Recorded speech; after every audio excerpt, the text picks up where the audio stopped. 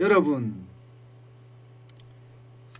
작년 그리고 그 전년 이게 대기업들의 어떤 투자 패턴이 지금 확 바뀌었습니다. 그동안은 싼 인건비가 있으니까 또 가까이 있으니까 중국 시장으로 굉장히 몰렸거든요. 그러면서 중국의 투자가 엄청나게 늘어날 때도 있었습니다. 그러다가 미중 무역 충돌이 한번 뻥 터지고 나서부터 뭔가 조금씩 달라지는 모양새. 그 이전에 사드 보복이 시작되면서 우리가 굉장히 많이 당했다. 심지어 기업들은 그 당시에 생채기를 일으켰다.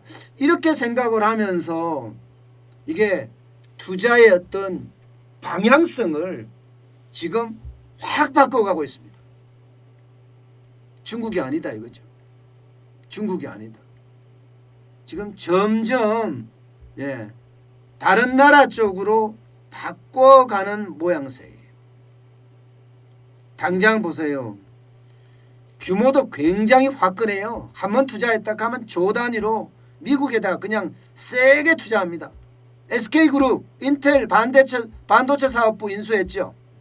그리고 수소에너지 기업 플러그파워 인수했습니다. 무려 12조 원을 쏘았어요. 12조 원. 삼성전자 현재까지 텍사스주에 있는 반도체 공장에 뭐 100억 달러 투자한다, 200억 달러 투자한다, 300억 달러 투자한다는 이야기까지 계속 나오고 있어요.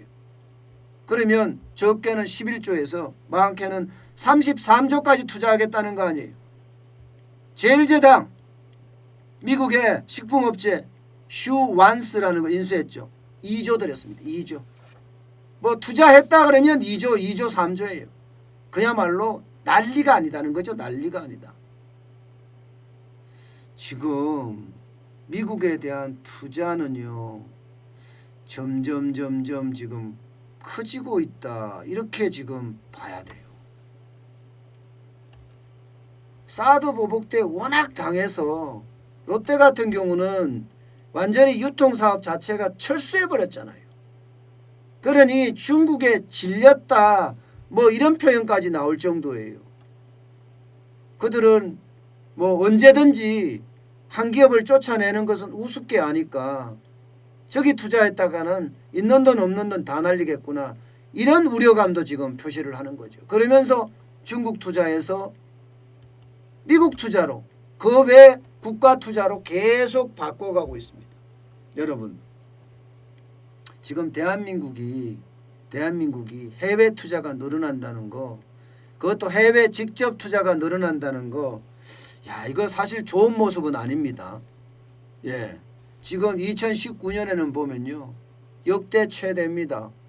618억 5천만 달러나 해외 직접 투자했어요. 문재인 정부가 뭐 리쇼링 하겠다 이거 웃기는 소리라는 거죠. 문재인 정부의 경제 정책 때문에 많은 기업들이 해외로 나간다는 사실도 당연히 보여주고 있는 거예요. 여러분 2015년에 303억 7천만 달러인데 2019년에 618억 5천만 달러라는 건 2배 이상 늘었잖아요. 2배 이상 기업들이 한국에서 떠난다는 이야기예요. 떠나는데 주로 어디로 떠나느냐? 이 노란색이 미국에 대한 투자입니다. 미국에 대한 투자. 지금 미국에 대한 투자는 2018년부터 지금 계속 투자가 증가하는 모양새입니다. 다른 나라의 투자에 비해서. 2018년에 21.9%가 차지를 했거든요. 그러더니 2019년에는요. 23.8%가 늘어났습니다. 그리고 작년에는요. 25.5%나 늘어났습니다. 25.5%. 이 퍼센트 기준으로 보면 미국으로 계속 달려가고 있다. 이렇게 표현이 되고 있는 거예요. 미국으로 계속 달려가고 있다. 예, 그만큼 미국에 대한 투자가 그 어느 때보다가 쉽게 생각하면 위험성이 낮아진다, 이런 얘기가 되는 겁니다. 중국에 잘못 투자했다가는 한 방에 다 날릴 수도 있으니까 이제는 중국에 투자하는 것을 좀 자제해야 되는 것 아니냐, 이런 얘기까지 나오고 있습니다. 2019년에 중국의 투자가 9.3% 기록했습니다. 그러다가 지금 2020년에는 7.7%까지 떨어졌어요. 이제는 중국이 더 이상 우리한테 매력 덩어리가 아니다, 뭐 이런 이야기가 가능하게 되나요? 이게 사드 보복에 우리 기업들이 워낙 많이 당해봤으니 더 이상 이들을 믿고 가서는 안 되겠다, 그렇게 이미 기업들은 마음을 정한 것 아니냐, 이렇게 지금 보고 있습니다. 앞으로 지금 투자하려고 하는 것들도 이게 2020년 3분기까지만 나와 있거든요. 근데 앞으로 투자하려고 하는 것들도 보면, 요즘 투자하는 것도 특히도 보면 전부 다 미국 투자예요. 자, 하나그룹 같은 경우 니콜라에 지분 투자했던 거 기억하시죠? 수소트럭 말입니다. 여기에다가 에너지 기업인 그로잉에다가 또 투자했습니다. 그로잉 에너지 랩스에 투자했고요. 또 수소 탱크 전문 기업인 시마론에도 투자를 했습니다. 게다가 프랑스 토탈하고 함께 미국 내 태양광 사업 같이 합시다 하고 합작 회사를 만들었을 정도예요. LG 에너지 솔루션이나 SK 이노베이션도 마찬가지입니다. 미국 내에 배터리 공장 추가 증설하겠다, 이렇게 지금 이야기하고 있어요. 미국 내에 추가 증설하겠다. 그만큼 더 이상 못 믿겠어, 이제 중국에 대해서는 겁이 나, 이런 얘기를 하고 있어요.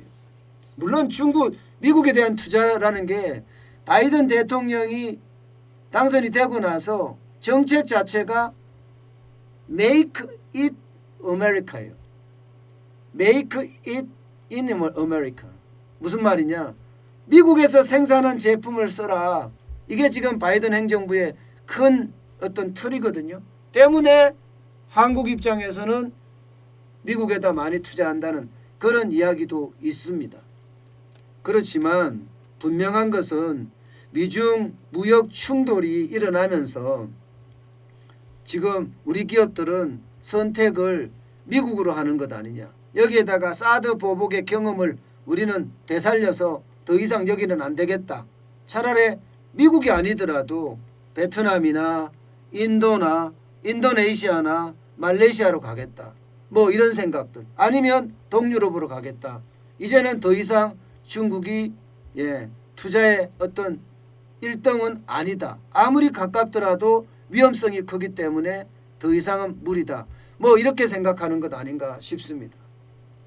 그런데 문제는요, 이게 문제가 클 수밖에 없는 게 지금 우리가 수출하는 전체 총액 중에 중국의 비중이 점점 커지고 있습니다. 2019년에는 25.1%였는데 2020년에는 25.8%까지 늘었습니다. 물론 미국에 대한 비중도 늘었습니다. 미국에 대한 비중은 2019년에 13.5%였거든요. 이게 2020년 작년에는요 14.5%로 수출 비중이 늘긴 했어요.